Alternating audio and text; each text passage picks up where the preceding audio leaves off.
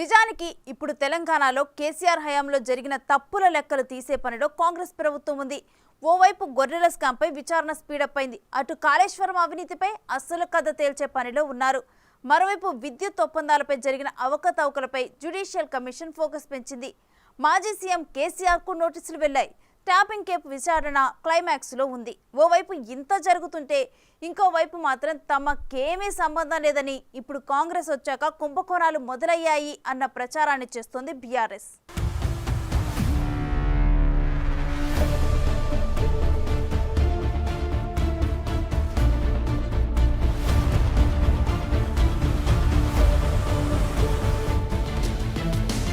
BRS party చుట్టూనే చాలా స్కామ్లు తిరుగుతున్న సమయం ఇది.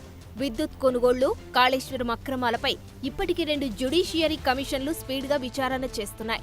పాలకు పాలు, నీళ్లకు నీళ్లు తేలే సమయం వచ్చేసింది. చాలా వరకు అక్రమాలను ప్రాథమికంగానే డిటెక్ట్ చేశారు. అన్నీ కలిపి సమగ్ర నివేదిక ప్రభుత్వానికి ఇచ్చాక బీఆర్ఎస్ అసలు బండారమేంటో బయటపడనుంది. ఓవైపు గులాబీ పార్టీ చుట్టూ పీకల్లోతో స్కామ్లు చుట్టుముడుతుంటే లేని స్కామ్లను అధికార కాంగ్రెస్కు లింకు చేసే పనిని బీఆర్ఎస్ నేతలు ముందేసుకున్నారు. దీనిపై హస్తం పార్టీ నుంచి విమర్శలు వెల్లువెత్తుతున్నాయి. బీఆర్ఎస్ హయాంలో జరిగిన అవకతవకలు, జరుగుతున్న పరిణామాలు ఓసారి చూద్దాం. గొర్రెల పంపిణీ పథకంపై ఇప్పటికే 2 ఆఫీసర్లు అరెస్టయ్యారు.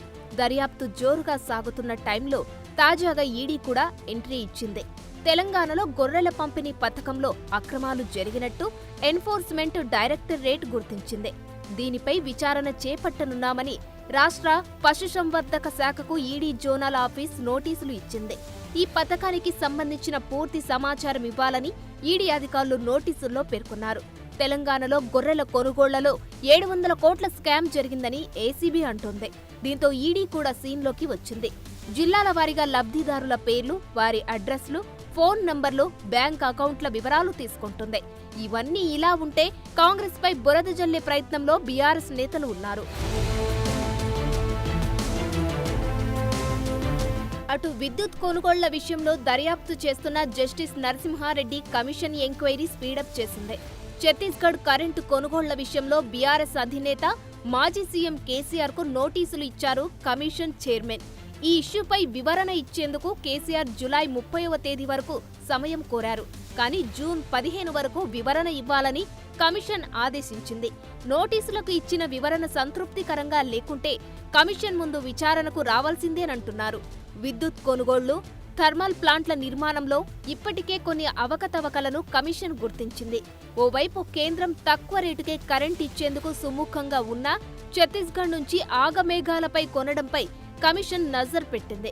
ఈ డీల్లో ఇన్వాల్వ్ అయిన వారిని ప్రశ్నించగా కీలక విషయాలు బయటకొచ్చాయి.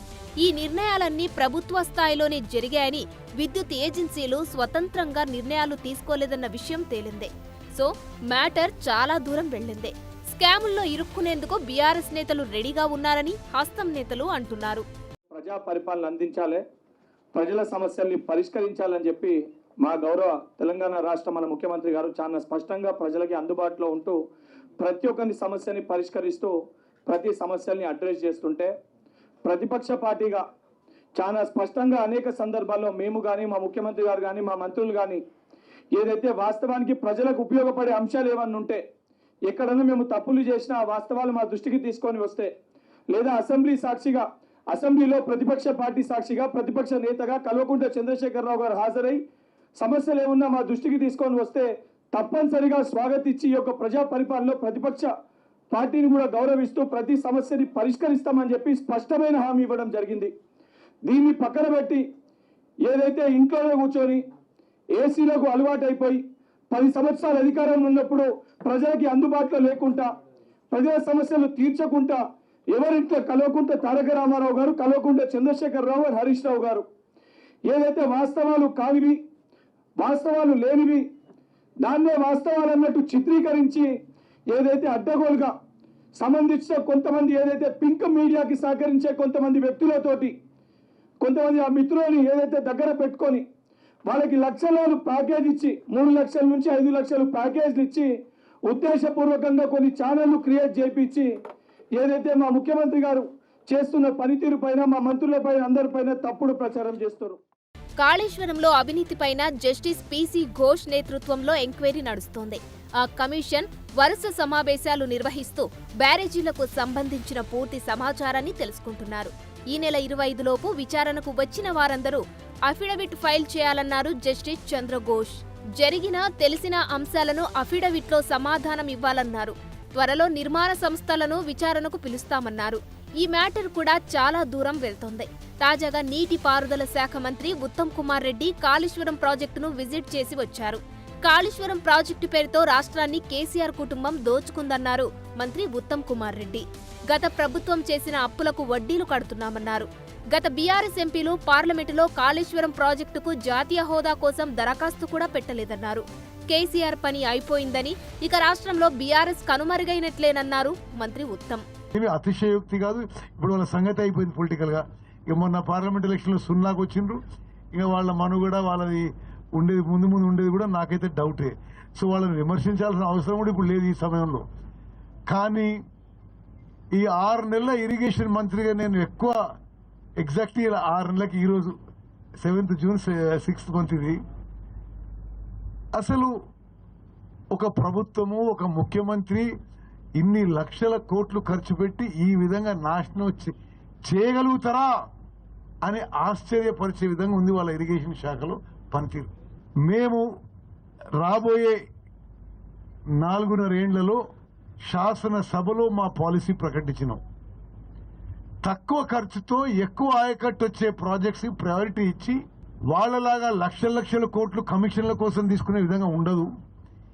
ఏ ప్రాజెక్ట్ అయితే పూర్తి చేయడానికి దగ్గరుందో, తక్కువ ఖర్చుతో ఎక్కువ ఆయకట్టు సాగులోకి తీసుకురాగలుగుతామో దానికి ప్రయారిటీ ఇస్తాం. ఇక ఫోన్ ట్యాపింగ్ కేసులో పోలీసులు ఛార్జ్ షీట్ దాఖలు చేశారు. మొత్తం 6గురిని నిందితులుగా చేర్చారు. ఇంటెలిజెన్స్ మాజీ చీఫ్ ప్రభాకర్ రావు అమెరికా నుంచి భారత్ వస్తే ఈ కేసు కొలిక్కి వస్తుందంటున్నారు. తెర వెనుక నడిపించిందెవరు, పెద్దాయన ఎవరు, వీటన్నిటితో అసలు సూత్రధారులను ఫిక్స్ చేయడం ఖాయంగా కనిపిస్తోంది. సో ఓవైపు పీకల్లోతు కష్టాల్లోకి బీఆర్ఎస్ వెళ్లడం ఖాయంగా కనిపిస్తోంది. అలాంటిది కాస్తైన మ్యాటర్ డైవర్ట్ చేసే ఉద్దేశంతో కాంగ్రెస్ స్కామ్లు చేస్తుందంటూ ఆరోపిస్తున్నారంటున్నారు. ఆ ప్రయత్నాలు అసలు వర్కౌట్ కావని కాంగ్రెస్ నేతలు అంటున్నారు.